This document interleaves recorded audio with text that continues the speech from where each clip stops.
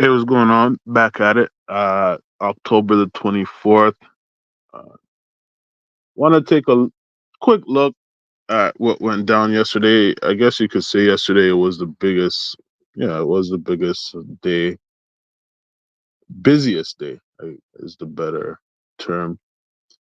Let's see what the score is. Let's see what they're showing us here. All right, so the pick I had yesterday was the Raptors.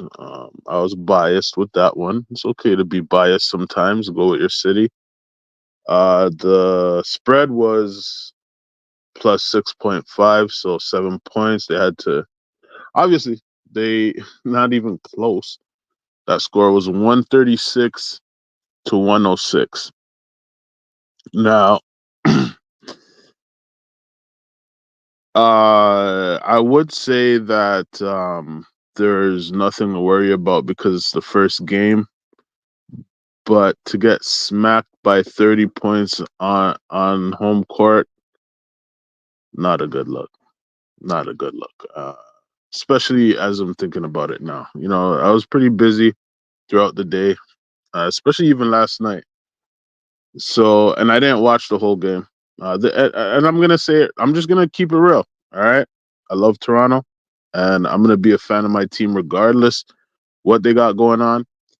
But and when I see something, I want to be the first one to call it. So I'm gonna say I'm not really feeling what I'm seeing from the coach right now. All right. First of all, let me say about the Boucher, Chris Boucher situation. I don't know what happened between Chris Boucher and the coach last year, but the fact that it ended up in the coach not giving him minutes. I mean, the only reason you should be not giving a guy minutes is if you feel like he cannot produce. It shouldn't be personal issues or you know what I mean. In my opinion, I don't know how. Like that was a red flag for me. That was the first red flag. And that was like recently when you know people talking about how Boucher his minutes. You know they keep talking about it, the fact that he's finally getting minutes now, and you could see Boucher scored what he scored 18 points last night, right? So what's it really about? What was the reason of not playing Chris Boucher? Because of personal reasons? That's the first red flag, right? Now, the game last night, you know, I didn't really see a lot of effort. I didn't see like the body language. I didn't see like a sense of urgency, right? Now we could say, okay, are the Raptors looking to tank this year and get a strong pick? I guess this would be the best way to start it. uh you know, if that's the message you're trying to put out there is that you know what we want to what the Cooper flag race, you know, if that's what they're trying to get to, then yeah. But I mean, I understand, okay, the loss, but 30 points is just that's too much. That's too much. uh let's I wonder if I should look at, yeah, let's take a look at some of the stats and whatnot. Uh Scotty Barnes, what, 9 points? Let me see. Let me see his full stat line here. Scotty Barnes didn't have a too too great of a game. That's obvious, right? Now, what do you have? He had 9 points, 6 rebounds, 5 assists. Didn't get any steals or blocks. Finished with a minus 33 rating. That's terrible, man. Uh, Went 3 for 14 from the field goal. 26 minutes, not a lot of minutes, right? But that's probably because he was playing terrible. Like again, honestly, I'm a little behind. I'm gonna keep it real. I got to catch up on a lot of these games right now, but because I was trying to watch everything at once, so I couldn't really get through all the games.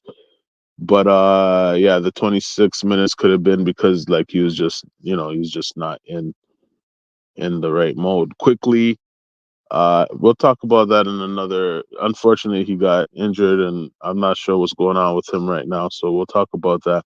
But he did play 14 minutes. 13 points in 14 minutes is pretty good. So that could be, that's a big tough blow for the Raptors right now.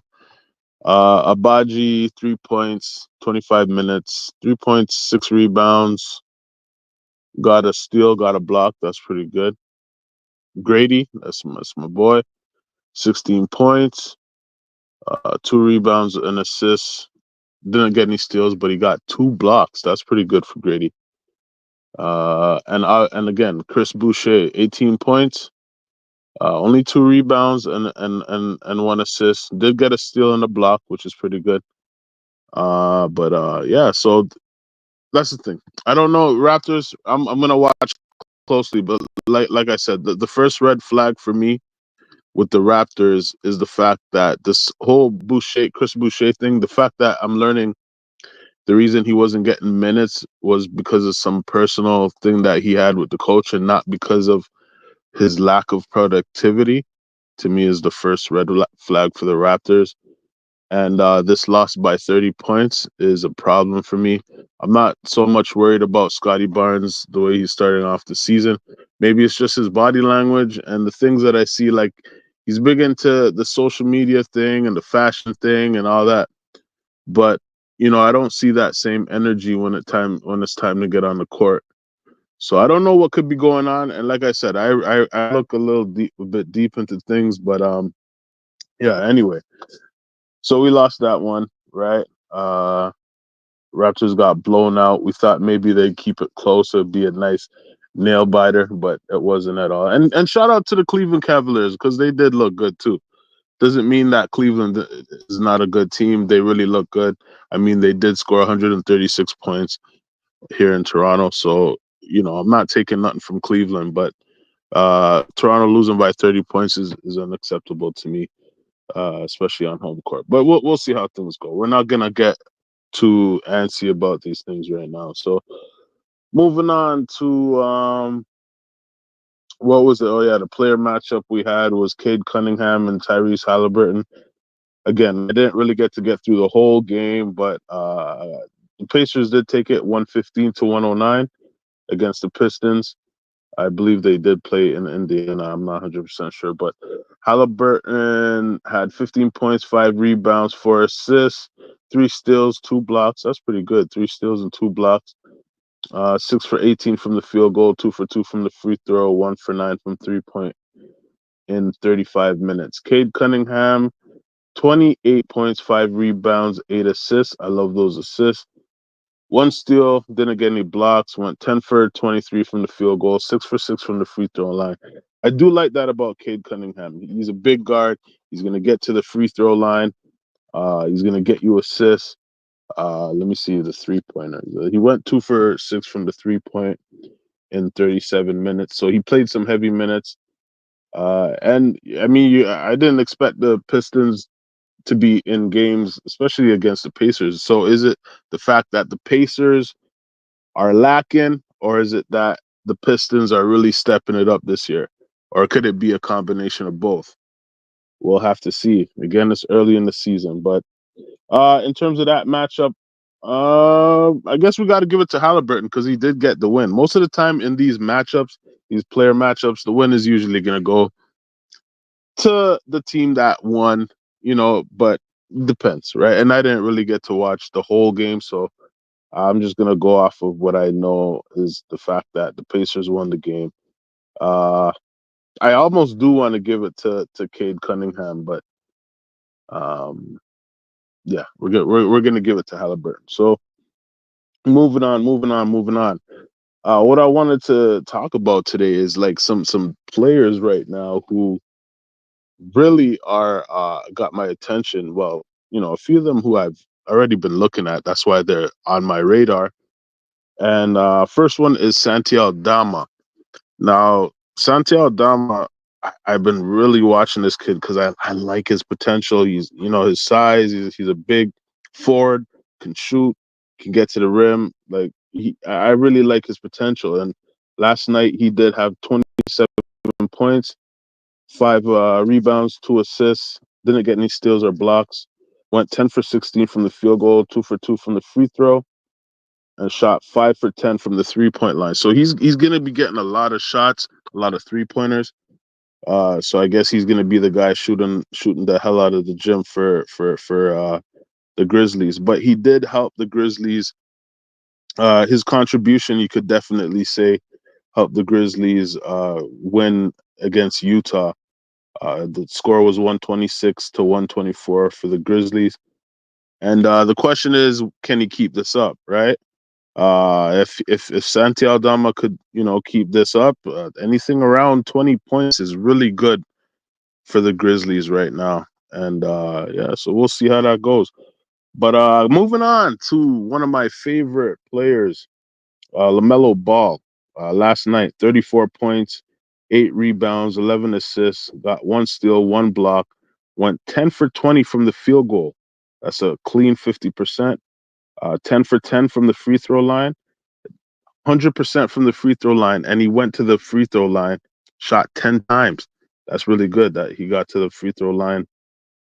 Uh, that's another big guard, right? I mean, people think that LaMelo Ball is not going to be a star, but you know what? I'm going to keep my mouth shut. I said what I had to say about LaMelo Ball already, and now the season has begun. And yeah, it's only one game, but if his numbers look anything like this, he's going to be a beast. I'm sorry, he's going to be a beast. But I've been seeing it. So yeah, so 10 for 10 from the free throw line, 4 for 12 from the 3-point. That was in 38 minutes. So yeah, shout out to LaMelo Ball. They did win that game too, which is huge. Why have the numbers if the numbers don't contribute to a win, right? So they did get the win, 110 for Charlotte against Houston, 110 to 105 for Charlotte against Houston. So yeah, that's a big game for LaMelo Ball, man. Big game. Next, we're going on to Paolo Banchero, who I've been talking about a lot. So last night, 33 points, 11 rebounds, 3 assists, 1 steal, 1 block. Went a clean 12 for 24, 50% from the field goal, 4 for 8 from the 3-point, another 50%, 5 for 6 from the free throw in 31 minutes. And that's the numbers that he got in his win over Miami, 116 to 97. So look out for these players right now. Santi Aldama, LaMelo Ball, Paolo Banchero. Like I said, Santi could just be he was just shooting hot because a lot of his points came from 3-point, right? So he got 5 3-pointers, so that's a good chunk of his points. But yeah, so definitely we want to see what those players are gonna be doing. So who do I got? Who's my pick tonight? I totally forgot, Let me take a look. I'm gonna have to go take a look at Bet 365. But tonight, not too many games. I'm pretty sure it's gonna be the Denver game. Everyone's gonna be watching. Right now, I'd probably say, man, those young guys though. Oklahoma right now, they're a team that a lot of other teams don't want to see right now.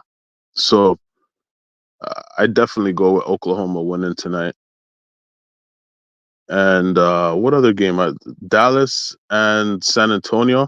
I probably, you know what? I'm not gonna go to. I'm not. I'll leave that one. All right, I'll leave that one alone. But yeah. So the matchup we're looking for. I'll probably have to see if I could pull it up because I don't have it. The information here. I don't know where I put it. But yeah. So tonight. How many games are? Let me see how many games. I believe there's about 4 games tonight. Yeah, 4 games. So Boston again. Okay, Boston again against Washington. Yeah, I believe the game I got was Minnesota. So I took Minnesota tonight with the spread. I think it was 1 point. Yeah, 1 point. That's an easy one. Uh, not that I say I think it's gonna be easy. Like I think it's gonna be an easy game, but I do like Minnesota. I think they'll get. I think they're gonna figure it out. This is Sacramento's first game. It's gonna be Minnesota's second game. I think that could make the difference, but we'll see.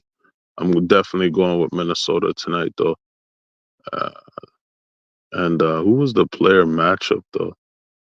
Oh yeah, I believe the player matchup was MPJ, Michael Porter Jr.